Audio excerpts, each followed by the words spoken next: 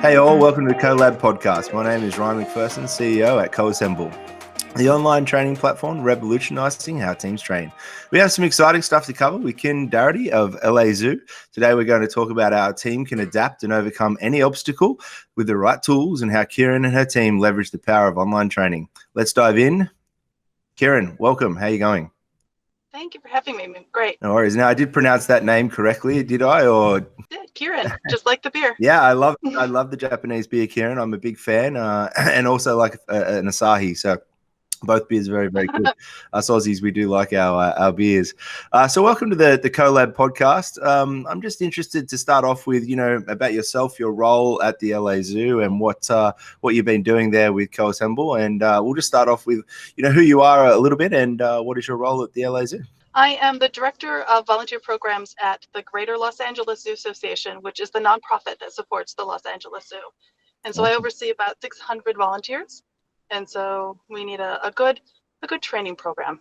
Yeah, and those volunteers, what do they do at the zoo? What are they involved in day to day? The volunteers, it's a wide variety of opportunities for them. So we've got volunteers on grounds interacting with the guests and doing educational programming. Mm-hmm. We have them, behind the scenes helping with the animal care staff.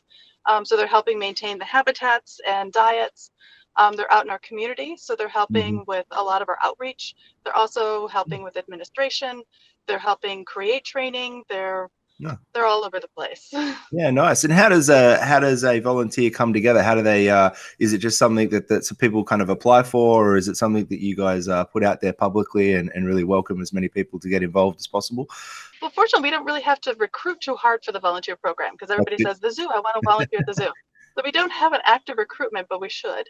So we've got a lot of volunteers who like to, they apply online and we get an application online and then we interview them and then we have a training process. And depending upon what type of volunteer program they're interested in, depends upon what type of training they receive. The training can be a weekend, 23 weeks. Yeah, awesome. Okay, and do they have to have any special background or anything that comes with working as well? I mean, I've never thought about it myself, but I've looked after a few animals in my time, but probably never zoo animals. I'm just curious, do you have to have a bit of a background to apply? Is there anything specific that you have to come and bring to the role? Well, it depends upon the program that you're interested in. For those who are helping out on grounds, we just ask that you have some sort of energy and enthusiasm and desire to talk with the public. With those helping with animal care, you have to have at least 100 hours working with wildlife. So, okay, awesome. And then vet techs have to have 2 years experience. But how long has the program been running, and what was the starting point for the program? How did you guys get started with this? And I assume, does every zoo have this kind of program, or is LA Zoo, specific in its approach here? Or well, our program started, our zoo opened in 1965, and our docent program started before the zoo opened. So our program is rather old, but we keep progressing and trying to keep up with the times. Other institutions have different versions of online. I know with a lot of zoos use their San Diego Zoo Global Academy. We looked at that, and there are a lot of other programs that other institutions use, but I don't know. I haven't heard many using this program. So okay, cool. And how did you get to that moment where you thought online training or some sort of online material might be the right time to start to think about utilizing for your program? What was the aha moment that you thought, it's really time to start maybe digitizing this, or maybe we've gotten to a point where scaling this training has gotten really difficult? What was that moment within your team and your thinking that you thought, now's the time to actually start thinking about an online training tool? Good question. So several years ago, I attended the AZA, which is Association Zoos and Aquariums. So the AZA conference several years ago, and I was attending one of the many panels, and somebody started talking about blended learning and having online training as well as in class and on grounds. And I said that would be really great, a really great way to engage people. Everybody learns differently, so just sitting in a classroom and receiving lecture style training isn't always the best for everybody. And having the freedom to be able to train at your own time, which is those who are working and have kids at home, it's easier to find the time on a computer than having to set aside time on a Saturday morning. So I guess especially with volunteers as well, where they've got a lot of other things going on, I guess, in their life as well. So having that flexibility to dive into training when they can and when it works for them is probably a nice to have as well. yeah, just knowing that, volunteers are giving their time. And so trying to Mm, be as accessible for them and making sure that this is an easy entrance into the zoo instead of making it so many obstacles really prohibits a lot of people coming in. So opening as many doors and many possibilities as possible is great. And we love the idea of blended learning here at CoAssemble. And I myself was a teacher of 6 years and, know the classroom approach and know the digital space as well. And so I'm just interested, what were you doing before CoAssemble? So what was in the training regime? You mentioned classroom training doesn't always work, but I'm sure that you guys were doing an amazing job prior to CoAssemble as well. But what was the approach prior to CoAssemble for getting these people through the process into the program and really educated on working at the zoo and becoming a successful volunteer? We were kicking it old school for the longest time. So a lot of lectures, though our docent program is a 23-week training program. Yeah, It's okay. through UCLA Extension Program. Mm-hmm. So it's accredited through University of Southern California, which is nice. Yeah, but it's amazing. 3 weeks and it's in class. So we have lecturers, we have a thick 2-inch notebook that we print out for everybody, lecture style, and out on grounds. That was it. Okay. And homework, a lot of homework. And that's a lot to ask somebody to do. Yeah. Volunteer. Although, albeit when they come out of that training, they know quite a bit. So your brain hurts a little bit after each class because you're making new wrinkles in your brain and learning more things, which is great. But it's also quite intensive. Yeah. Yeah. Okay. So, cool. We have also shorter trainings, which is just a couple days, but they're all in-house. They're all in the class.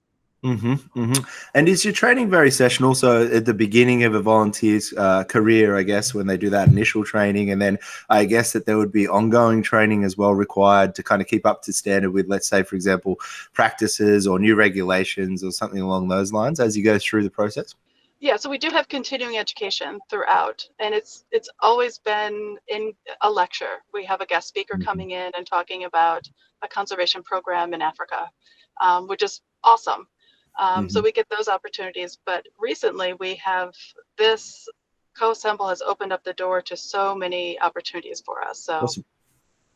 Yeah, and so at CoAssemble, we like to think about the learner first approach. And if you haven't heard of that, basically it's about thinking about that person who is going to sit through that training or going to engage with that training and what might be contextually relevant to them at that time. And I'm just curious for you, Karen, you've got a lot of volunteers, obviously, that are a part of the program, coming from a diverse background, I assume, of experiences and places. And I'm just curious, how do you and the team really think about the audience when you're designing content for them to go through? And what does that process look like for you guys with CoAssemble?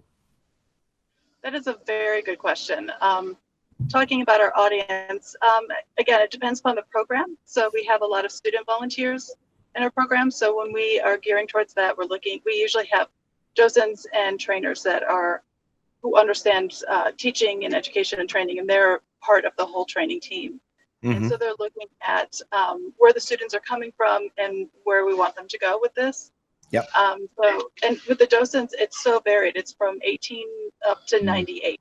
So with varied experiences, we have, teachers and doctors and artists and mayors have all taken this training. So taking a look at everybody's background and experiences is, we just kind of look at it as everybody's coming at us from high school.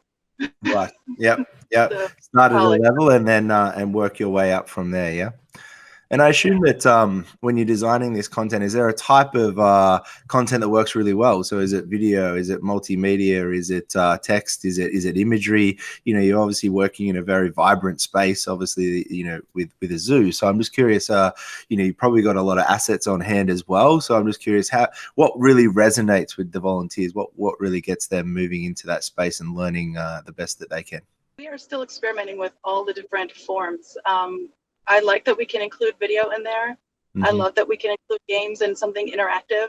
Yeah. I'm a very active learner, so I need to actually do the thing that I need to learn. So being able to do all that to help reinforce the message is very helpful. Yeah. So being able to employ as many different aspects and make it as very varied as possible, not being so repetitive, I think um, can help really press the point and the message and the learning opportunity. Yeah, a lot of online training when it's first designed is very what we call static. And at CoAssemble, we really like to ensure that you as a business and you as the learning designer have got some really unique tools for what we call self-discovery or self-learning. So where I'm really clicking through the experiences, I'm the one that's actually in control of where I go and how I actually access that information, rather than static information like a PDF that's been just kind of downloaded and you ask someone to read it. And that's one of the things that we really like. So good to hear that you're able to kind of utilize that with your training and really think about that process.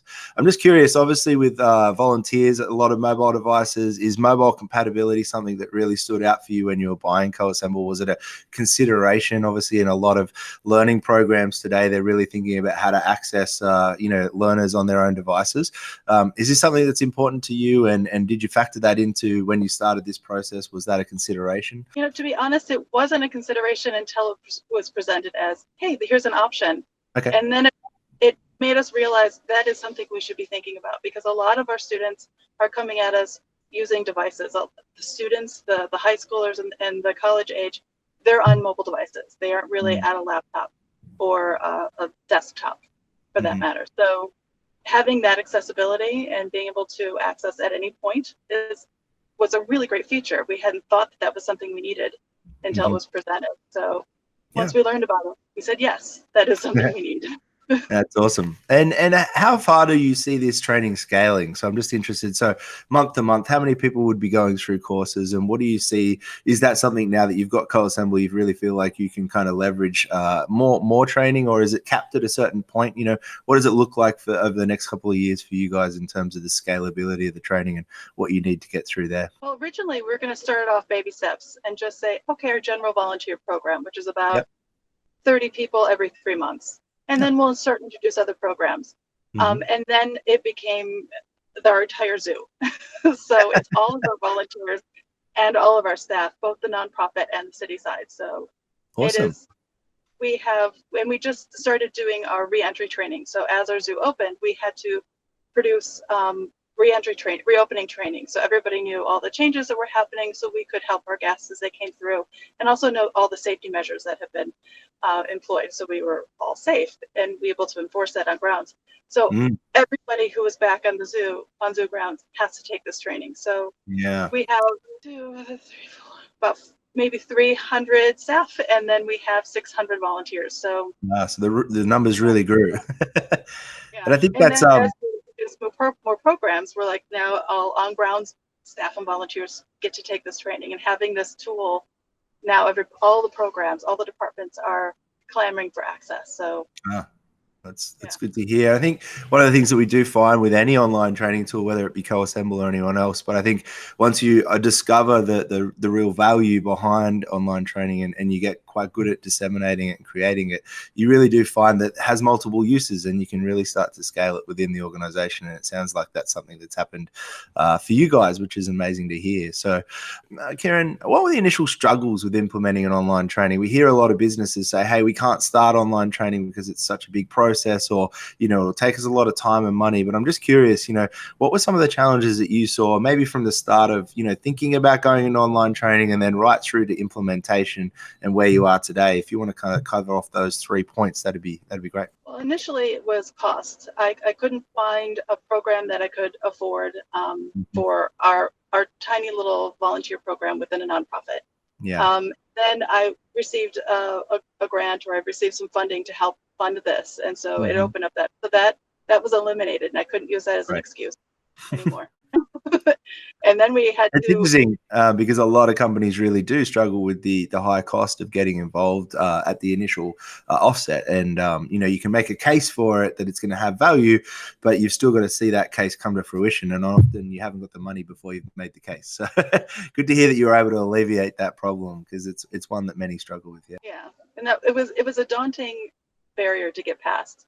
But I think the more daunting was trying to find a program that fit our needs, because this is completely alien to me. I didn't know anything about online learning and any programs that would be helpful. So our IT director at the time helped me identify. I had a couple that I had heard other institutions using, and then he brought this one to the table. And through a lot of research, we discovered that this one had all the features that would benefit us the most. Great. But the biggest learning was learning how to navigate the program. Yes. Again, it's new to me, so everything is PowerPoint and Publisher and Adobe Photoshop is as far as I go. Yeah. So learning how to put that together was a big feat, but we figured it out. When you have to learn something quick, and obviously, at CoAssemble, we like to think that we offer a lot of support both online and obviously consultancy. Was that something you were able to tap into, you know, some of the chats and obviously some of the directional input from our team, you know, were able to kind of get you started a little quicker? Yes, I employed that chat button quite a bit during that first lesson that I had to create. There was a little bit of stress, and I was on that chat a lot. And I was happy that they were always there, knowing you're in Australia, I'm in Los Angeles. There was always somebody able to help me. So yeah, and I think it's so important for businesses as they go and take that first step that there are support mechanisms there, because it is something that can seem very, very daunting, and it's a new technology, and often, you know, you just have those little questions, right? So you're adding a video, or you're building a quiz, for example, and you've just got that little question that might really make it a lot easier, save you a couple of hours, and you need to be able to kind of ask that. And I think sometimes businesses, again, can be very fearful that they're going to be left on the journey on their own. So I think it's important that businesses do have that assistance as they get started, whether that's internally through their own resources or the companies that provide the tools to them that get started. So it seems like it's a very important part. What was the first course you created? I'm just interested, you know, what was the first one that went off the shelf, and you know, what was the time in that, and what was the process today compared to then? You know, has it improved? Has it sped up? Has your productivity improved in that space? And what was that first course all about? It has certainly evolved since we started. So that first course I had to create quickly. We closed on March 13th, and I still had 3 more classes for our student volunteer program. And so one of our docents gave me his PowerPoint for Watershed, which is the river system and the water system in Los Angeles. Yep. And so learning about drains of the ocean and water sustainability and all that. So I had to quickly migrate his PowerPoint into this CoAssemble. So fortunately, I had all the content. I was just different unique features to push that out. So I had a week to put that together, and I had a lot of dialogue in the chat to figure out how to do this, and pressing send to all those emails. There were only 30 emails, but pressing send to all those 30 emails was terrifying because I had no idea how I was going to look on the other end. So they got a little email disclaimer saying, "You're our first, you're so please be patient with us." And now today, obviously, do you still have that same anxiety about pushing the send button, or do you feel like now you've had, you know, that experience, and other team members, I assume, within your team have that experience now to really feel confident in the process and confident in the courses that they're sending out? Definitely feel much more confident. That first one, it was me alone. I created that lesson all by myself and pushed it out, and then everybody was impressed with the features that were available, and that whole learning process was fantastic, and they wanted more. Cool. Let me breathe. Win. and then our big training session, our reopening training that we had to employ to everybody or send out to everybody. I had a team helping me with this. So I had our learning engagement or education team members helping with that, and they dove in and they learned that quickly. Within, you know, a couple lessons, they had it down pat. And so they went in there and added a lot of really great content and methods to push that out. So I was really grateful for them to be a part of that. So it wasn't just me. And because we had the whole zoo part of this, we had a lot of departments that we would test it out. So we'd send it to one department and say, figure out what's working, what's not working from your end as a learner. So we had a lot more experimentation. So when we pushed it out, it was approved by many people before it came. You got to public. see many eyes before heading out the door. I just want to kind of give our listeners a little bit of an idea. A lot of the time, when someone first starts with CoAssemble or any online training tool, they may not have a background in what we call learning design or designing for online courses, and don't have that kind of HR L&D background. And obviously, it can be a real learning curve. So I'm just, from your perspective, someone that necessarily that first course was a challenge, but something you were able to overcome with CoAssemble. I'm just curious, is this something you feel like other businesses could latch onto more easily now? It used to be quite fearful if you didn't have that background or that skill or that experience that you couldn't get started. But I think, you've proven here with the first course, and obviously other team members jumping into the platform, that once you get rolling, you can actually get some really good wins out of the program and pretty quickly. So I'm just curious, from your own words, do you feel like that's a big win for the way that technology is allowing online training to kind of scale these days? Yeah, it took me a while to figure out the language of it, but once I figured out the language, I mean, each software program has its own language, and once you figure it out, then it becomes rather intuitive. And I think a lot of the rollouts and the improvements that CoAssemble has made over the past few months have made it a lot more intuitive. Yeah. So I know members of the team have mentioned, "Hey, I haven't been on there in a month or so," and I came back and I noticed I could do it much easier now. Yeah. So, one of the things we've been working on is that enrollment step. You talked about hitting that button to the 30 emails, and we recently released enrollment links, which is a new kind of form of getting information out there a little bit quicker, just by a URL, and trying to really simplify that process. And when you think about a course going out the door, I'm just curious, is it the reaction from the staff members? Is it the results? Is it the reporting? What are you really looking to get out of that process? Is it just completion? Is it more digging into the details and seeing how they reacted, where they reacted, what they learned, what they didn't necessarily pick up on, what you should assume that they would? I'm just curious, from your perspective, when you roll that course out and you have a cohort go through it, what do you then start to look for out of that? And what is the big thing for you that you get out of that process? Initially, completion. We want everybody to complete the training. Yeah. So when we did the reopening, it was just making sure everybody completed it. And that one, because we had so many, it was difficult to input all the emails and make sure it wasn't by invitation. We just sent the link, and then we added a spreadsheet at the end that everybody inputted their name. But that's how we kind of bypassed that invite. I liked having the invite option so we can look at those reports and see what's working, what's not. We created a bunch of content during the closure just to keep our volunteers engaged, and created a lot of games. Yeah. Okay. And so we created a lot of game, fun, interactive content, and that gave us an opportunity to kind of explore and experiment with the software. The engagement side, yeah. So we just played with it, both us as the trainers and the volunteers as the learners. And so we learned what works, what doesn't, that way. And so through that experimentation, we learned that checklists or checkpoints are fun. Yeah. They're a little difficult for the volunteers to process through, but learning how to read the reports on the other end. So we use those as just learning for us on how to use the whole process from the beginning to the end and the reporting.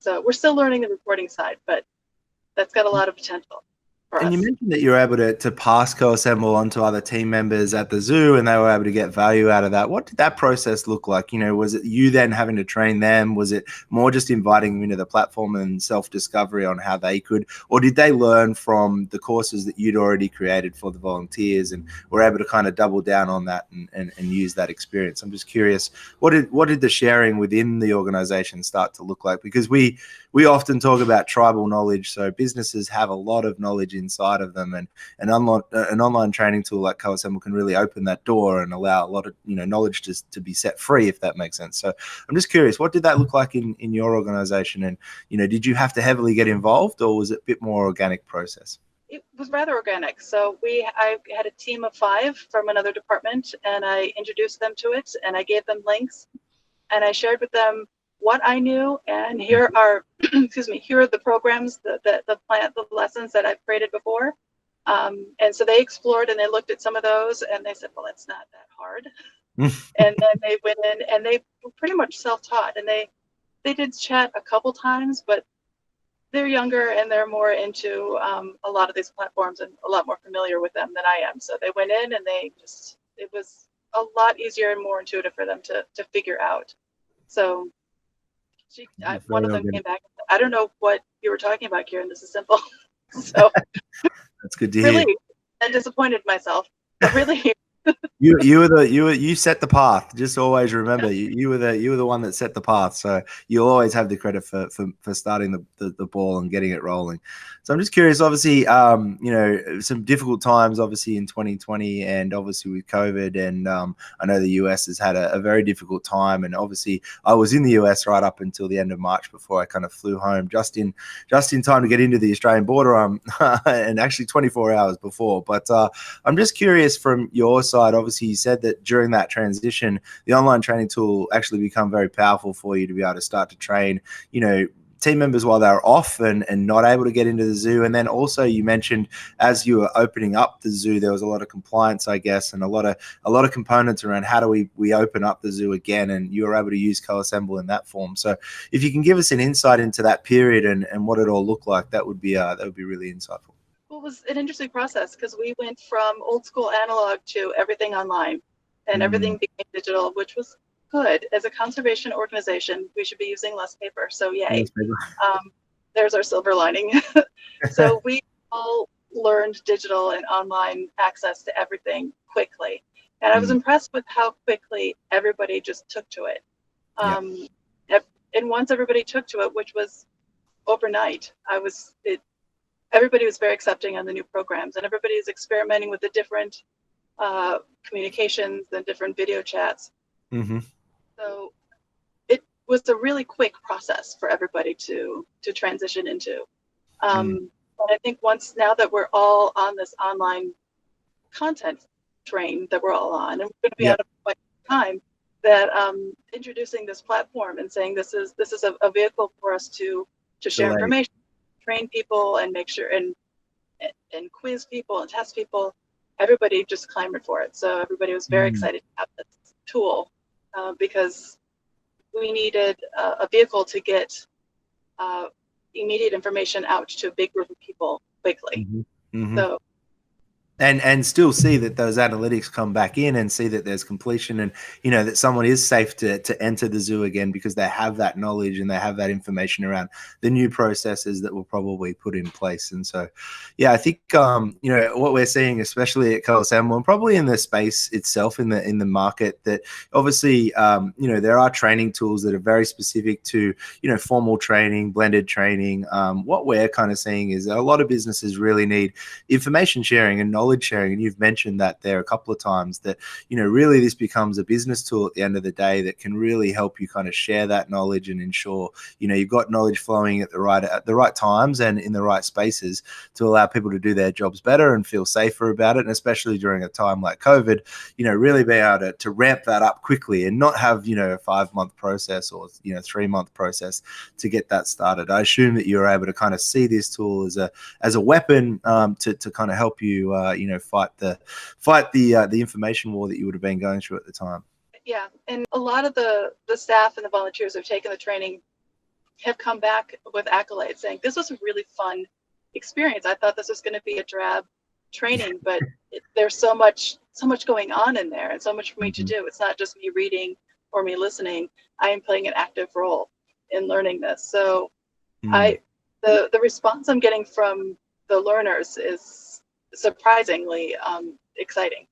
We love to hear that because, as I said, we have a learner-first approach here at CoAssemble, and I think, you know, often when you're thinking about content creation or online training content, for those listeners out there thinking about getting started, you often think about what is the message I want to share, or what is the document I'm going to use, or what is the PowerPoint that we're going to use. But what we like to say is, you know, who are you actually training, and who is that information going to? If you start there first and work your way back, you'll have the right document, you'll have the right information that really engages that person. I think it's great to hear that at the end of someone doing a course, whether it be compliance or safety or, you know, a game, as you said, and something that keeps them, you know, really engaged during that off-season period, it's really great to hear that they're really enjoying it and they've actually enjoyed the process? Because I think if you Googled, online training, it's often, the first thing you see is, stuffy, old, boring. I sat in a class, or, I accessed a PDF. And so it's great to hear that your team and the people you're training are really engaging in that content. What do you see for the future? What do you see CoAssemble being used in the future? It's obviously helped out during this period. COVID will obviously pass at some stage, and you'll be back to that process of a blended approach. And I assume that CoAssemble can play a role there. But what do the plans look like at LA Zoo with CoAssemble in the future? Well, this has really opened up our eyes on the possibilities of our training. And we're actually, because of this, prior to this, I really wanted to do this, which is why we had this program. But this really helped illustrate how easy and accessible this is for all of our programs. So all of our training for our volunteer programs will involve some sort of online. So everybody will have, it's a three-pronged approach. It's online, it's in class, and it's on grounds.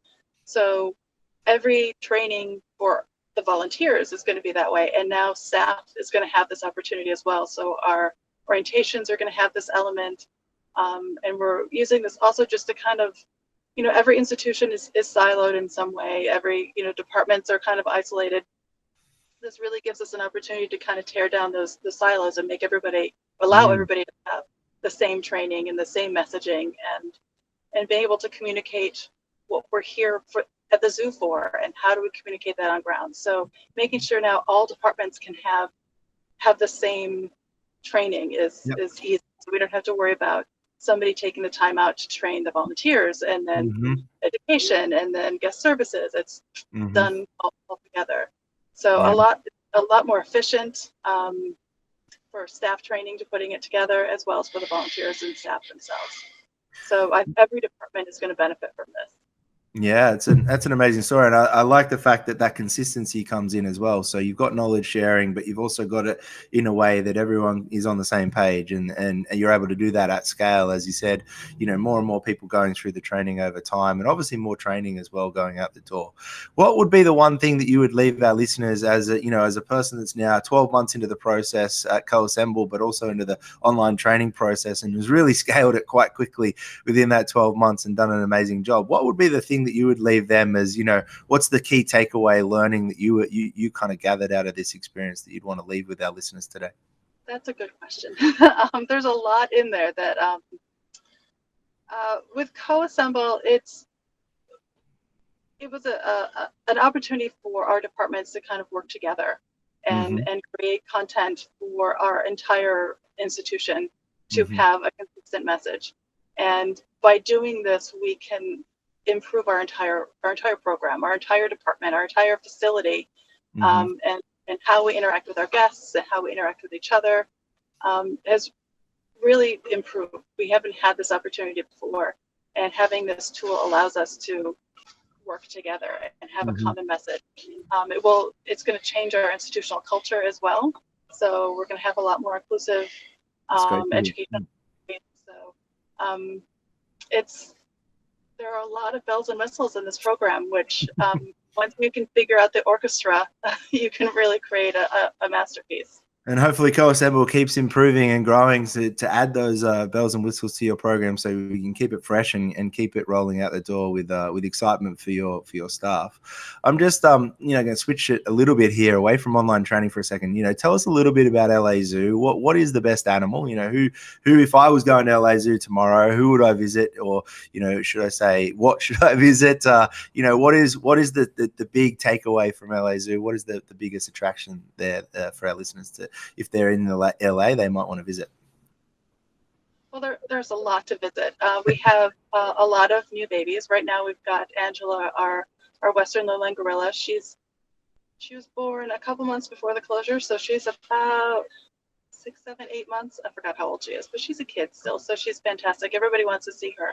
But we have some really great conservation programs, and so being able to come to the zoo and understand and realize that when you visit the zoo, your membership, your ticket helped support some conservation programs. And just by doing that, walking through that gate, you have helped wildlife in some capacity. Yep. So I'm hoping that that's the takeaway people take when they come visit the zoo, their impact and their support.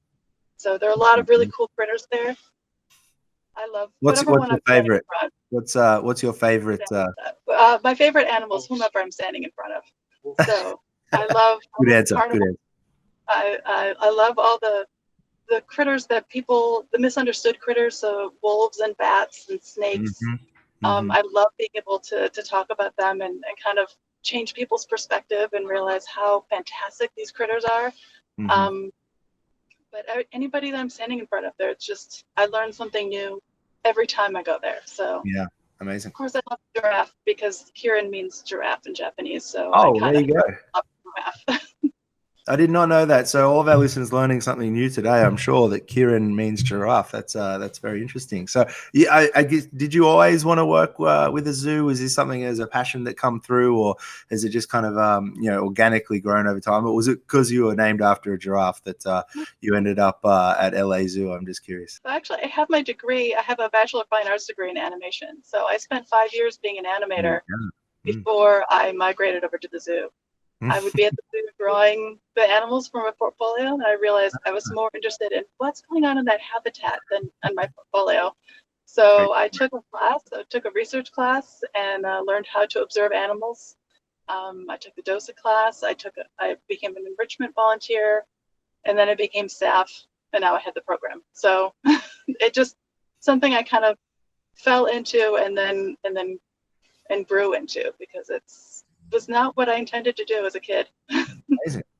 Well, I could honestly say that I never knew I was going to be a CEO. I started off as a PE teacher, or I think you call it sport teacher or something along those lines. So you never know where you're going to end up, I guess. And that's part of the learning process. We love ongoing learning here at CoAssemble. I've really appreciated your time, Kirin, and your thoughts today.